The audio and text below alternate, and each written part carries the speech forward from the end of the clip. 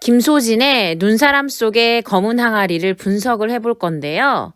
얘는 2020년 고1 6월 학평에서 출제된 작품인데요. 어렵진 않아요. 그러면은 서사 작품인, 서사 갈래인 이 소설을 같이 분석해 볼 건데, 이 작품은 서사이기 때문에 허구의 문학이라는 거 서술자가 있고요. 그럼 같이 해볼게요.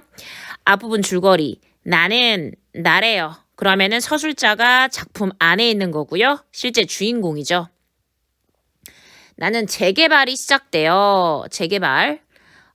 이제 곧 사라지게 될 고향 산동네를 찾아가면서 추운 겨울 변소에 갔다가 짠지가 뭐냐면은요.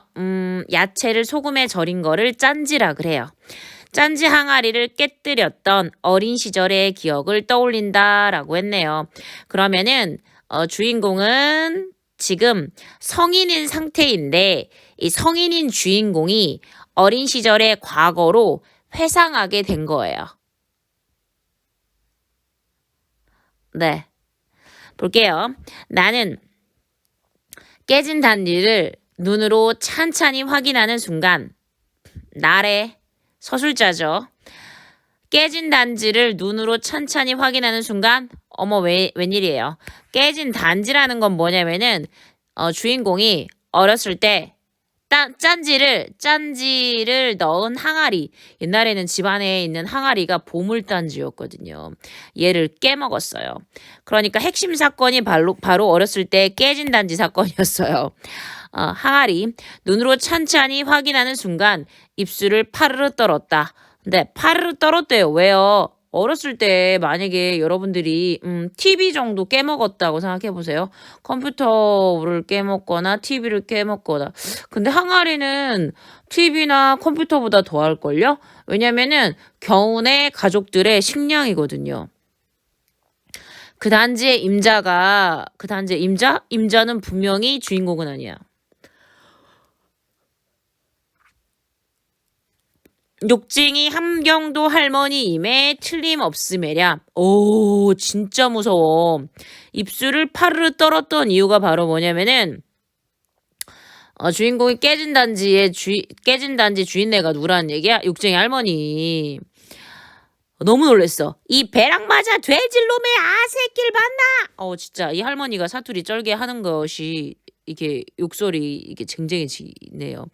지금 사투리랑 그 다음에 돼질놈 아새끼라고 하면서 비속어 쩔게 썼고요. 그러니까 사투리랑 비속어 사용했다라는 거 확인하고 하는 욕설이 귀에 쟁쟁해지자 귀에 쟁쟁했대. 실제 일어난 일도 아닌데 마치 어떻게 충분히 가능하죠. 할머니의 욕이 항상 이렇게 들렸다라는 거 알 수 있고 그래서 이 서술자는 자기가 이렇게 깨먹으니까 평소에 할머니가 우렁차게 이런 비속어와 사투리를 섞어서 하는 욕을 떠올린 거죠. 이 배랑 맞아 돼질놈의 아사길 봤나 하는 욕설이 귀에 쟁쟁해진 거예요. 쟁쟁하라는 거 확실하게 들린다는 얘기예요. 등 뒤에서 올라온 뜨뜻한 열기가 목덜미와 정수리께를 휩싸며 치솟아 올라 추운 줄도 몰랐대. 지금 추운 줄도 몰랐어. 할머니의 욕이 막 연상이 되니까 후끈후끈한 거죠. 눈을 비비고 또 비볐지만 이미 벌어진 현실 앞에서 눈앞에서 사라질 리는 만무했다. 사라질 리는 없었다라는 뜻이에요. 여기까지 보시면 눈을 왜 비볐겠습니까? 제발 사실이 아니길. 나의 수능 성적표가 혹은 나의 내신 성적표가 제발 가짜이길 이러면서 눈을 비비고 또 비빈 거예요. 왜요? 그 사건이라는 것이 벌어진 현실이라는 것은 바로 내가 뭐를 깨먹었어? 욕쟁이 할머니 짠지단지 깨먹은 거죠. 짠지 항아리. 집 안팎에서 귀청이 떨어져랴. 퍼부어질 지청구는 뭐냐면은요, 막 뭐라고 하는 거예요. 아이, 진짜. 집 안에서는 가족이, 집 밖에서는 욕쟁이 할머니가 메타작이 막 때리는 거, 맞는 거를 감수하는 게 상수인 듯 싶었다. 감수해야 되는 것 같았다. 그러니까 필자는 지금 주인공은 이거를 가족이나 함경도 할머니가 알게 되었을 때 욕도 얻어먹고 메타자도 받기 때문에 이거를 응당 감수해야 된다고 지금 생각을 하는 거죠. 아무도 밟지 않는 첫 길이라고 일부러 발끝에 힘을 주어 제겨 딛고 힘주어 딛고 가느라 우리 집 앞에서 변소 앞까지 뚜렷이 파인 눈 위에 내 발자국은 여기까지. 지금 겨울이에요. 겨울이라 얘가 아무도 밟지 않는 눈 첫길이라고 일부러 자기 집 앞에서 힘주어서 힘차게 디뎠어. 얘네 집 앞에서 변소 앞까지. 그래서 뚜렷이 눈이 막 파인 거죠.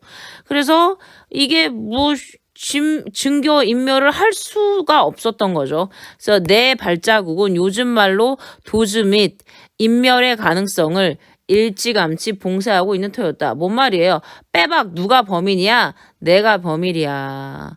오늘 하필 뭐가 왔어? 눈이 왔고 사방이 눈이 왔는데 우리 집에서 이 변소에 있는 그 짠지 단지 있는 데까지 내가 아주 내 발자국으로 꾹꾹 눌러가지고 내가 범인이라는 것이 확실하단 말이지. 그래서 어떻게 할 수가 없어요. 이미 9가구의 방 안에서인지 잠에서 깨어난 사람들이 내 행동을 처음부터 끝까지 지켜보기라도 한 양 두런 하는 목소리가 들렸대요. 그러니까 결과적으로 나는 여러 사람들하고 같이 9가구의 어느 방에서인지 같이 사람들하고 같이 여러 무리들하고 같이 살고 있었는데 어린 시절에 나는 벌써 사람들이 제가 그랬어 마치 이렇게 한다는 것 같은 기분이 든 거죠. 나는 울기 전에 최후의 시도를 하기로 마음을 먹었다. 시도를 한대요. 대체 뭘 할까요? 우랑발이나 저는 이걸 못하겠는데 아무튼 이거는 서유기에서 나오는 손오공이 하는 이거 주문이거든요. 손오공이 실제 손오공이라고 나와 있죠. 손오공이 부리는 조화를 기대하며 여기서 조화라는 건 뭐냐면은 손오공이 여러 가지 마술을 써요. 그래서 얘가 들키기 전에 들키면은 메타작도 당하고 막 지청구도 얻어먹고 꾸지람 아무튼 듣잖아요. 그러면은 난 결국 울게 될 거란 말이죠. 그러니까 나는 마지막 수단을 쓰는 거죠. 그게 바로 주문. 그러고는 고개를 획 돌려 깨진 단지를 내려보았어. 진짜 순수하죠. 진짜 순수하다라는 근거야. 주문을 외운다고 이게 되냐고, 없었던 게 되냐고. 주문이 헛되지 않았는지 내 입가에 기쁨 미소가 드러났다. 대체 무슨 말이야? 진짜 손오공 주문이 들었던 거야? 대체 무슨 일이지? 황당하죠? 놀랍죠? 호기심이 일죠? 깨진 단지는 이게 호기심 있는 부분이고요. 깨진 단지는 그 모양 그대로였지만 당연하죠. 어떤 기발인 생각이 별똥별처럼 머릿속을 스치고 지나갔기 때문이었다. 아하, 그렇구나. 결과적으로 깨진 단지가 사라진 게 아니라 마법처럼 기발한 생각이 떠올라가지고 결국 웃었던 거예요. 그렇다. 눈사람이다. 눈사람? 나는 제목이 뭐였지? 그렇죠. 눈사람 속의 항아리였죠. 나는 가슴이 터질 듯 기뻐 하늘을 향해 두 팔을 쫙 펼쳤다. 주인공의 심리를 실제 어떻게 이렇게 표현했네요. 행동으로 제시했어요. 이거를 주인공의 인물의 심리가 실제 제시됐다라는 거 그거 기억하시면 되고요.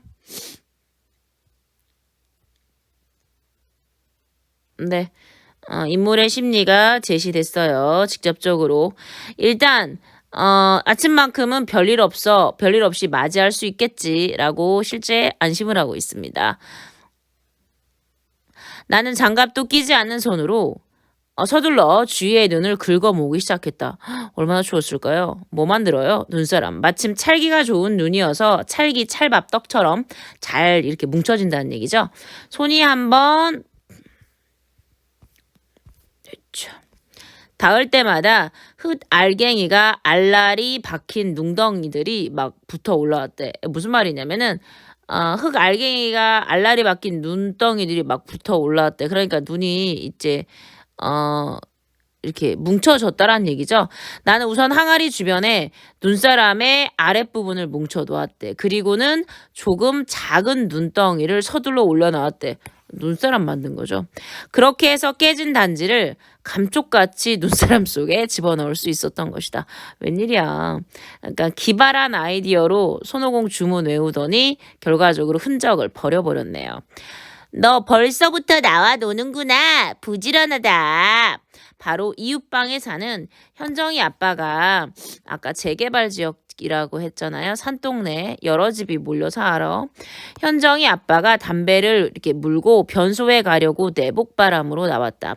방학 숙제로 일기를 쓰는데요.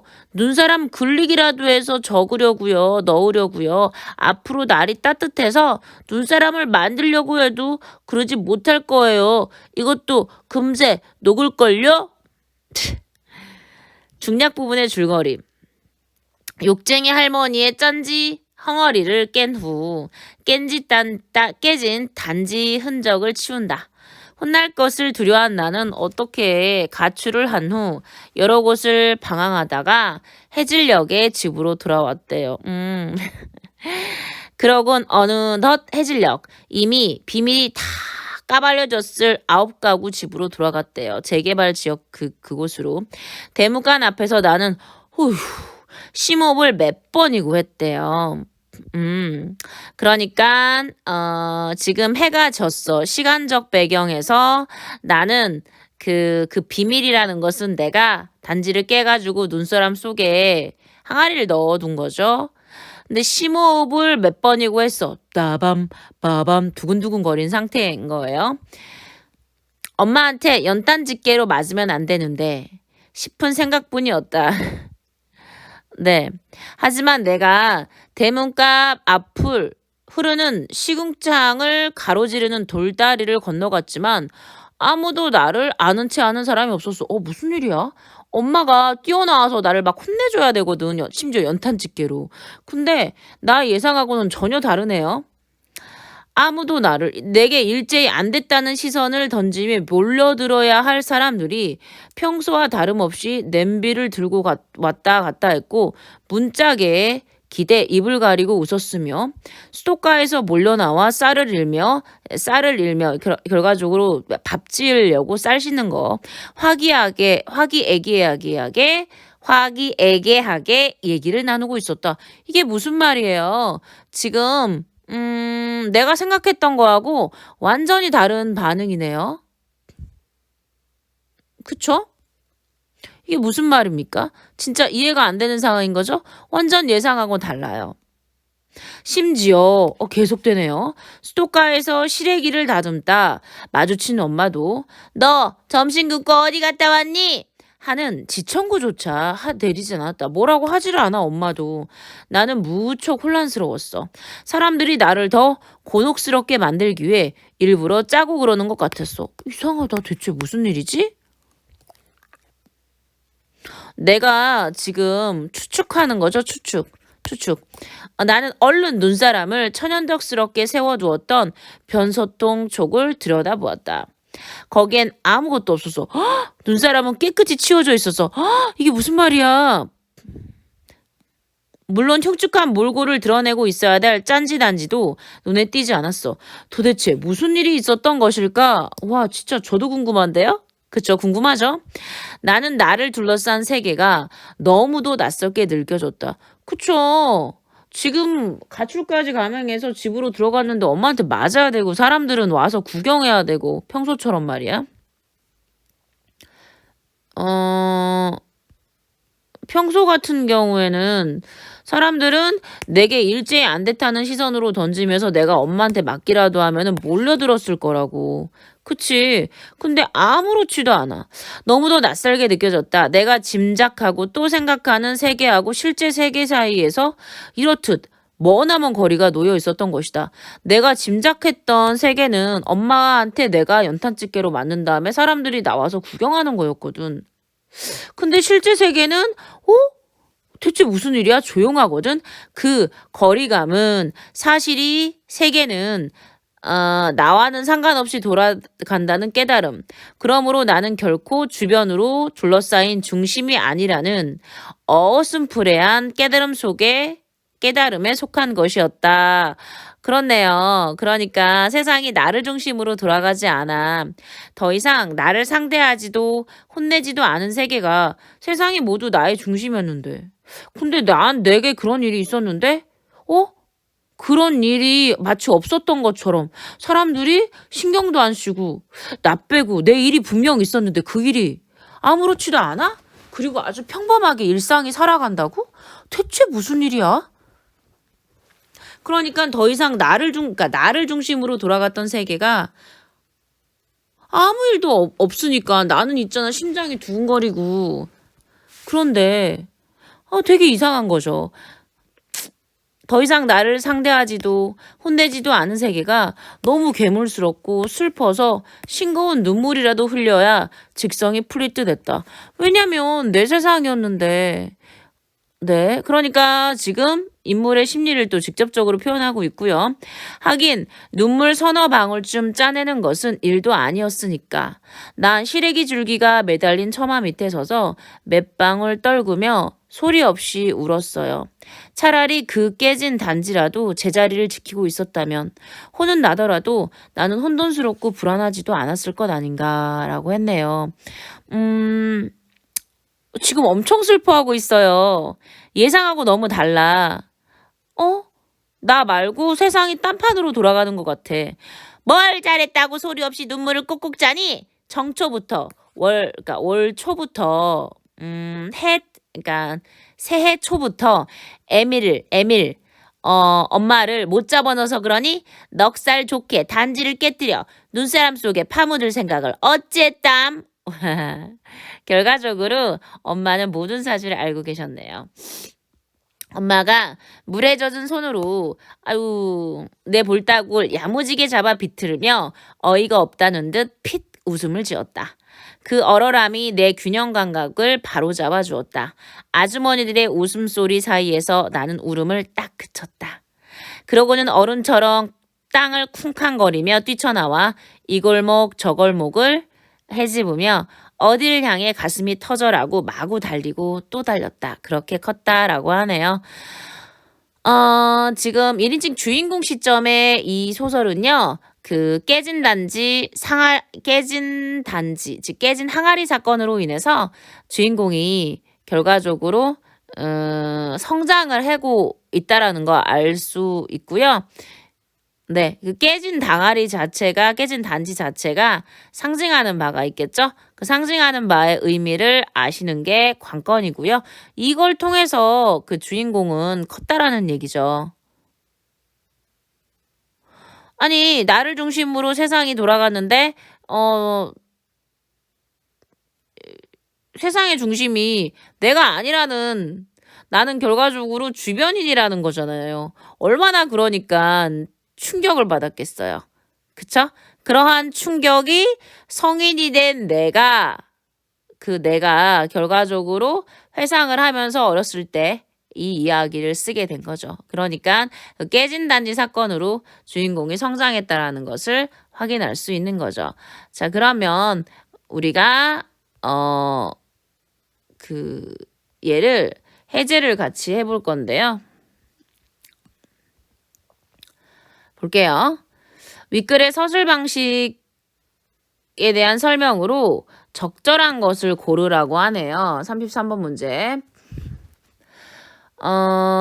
네. 작품 속의 서술자가 1인칭 주인공 시점이자 자신의 심리를 직접 저술하고 있다. 이게 맞죠? 1번에 2번 선지 맞고요. 자, 33번에 그 1번 선지를 보시면 인물 간의 대화를 중심으로 사건을 전개되고 있다. 대화가 나오긴 나와요. 엄마랑. 그런데 지금 대화만 중심이 있는 게 아니라 1인칭 주인공 시점이기 때문에 이 서술자가 이 주인공이 자신의 내면 심리를 이렇게 전체적으로 제시하고 얘가 그냥 옆에서 플러스 정도, 알파 정도 해당하는 부분이 대화 장면이죠. 주객이 바뀌었네요. 그다음에 내화 외화 이건 아니고요. 이렇게 내화 외화는 겉에 얘기가 있고 안에 얘기가 있다라는 얘기죠.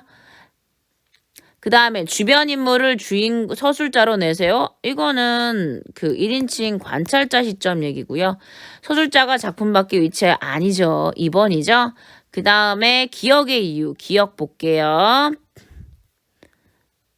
기억이 뭐였냐면요. 짜잔짠짠. 기억이 어디 있을까요?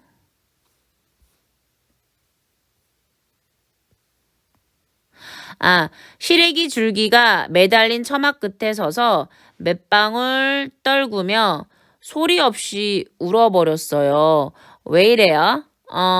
내가 세상의 중심이었는데 내가 되게 혼날 줄 알았거든?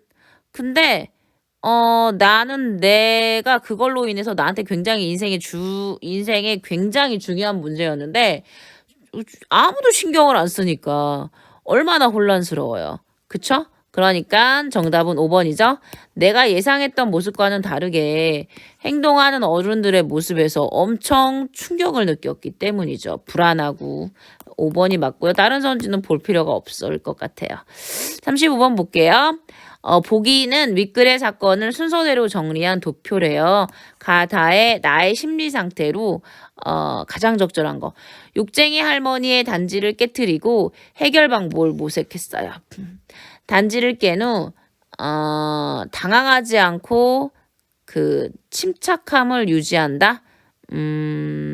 욕쟁이 할머니의 단지를 깬 다음에 이 어린애가 당황하고 얼마나 놀랬어요. 당황하지 않고 침착함을 유지한다? 이건 말이 안 돼요. 그 다음에 주문을 외운 후 위기 상황을 모면할 수 있다는 생각에 얘가 웃잖아요. 2번은 맞네요. 정답 2번이네요. 항아리 조각을 숨기고 가출을 감행했어요.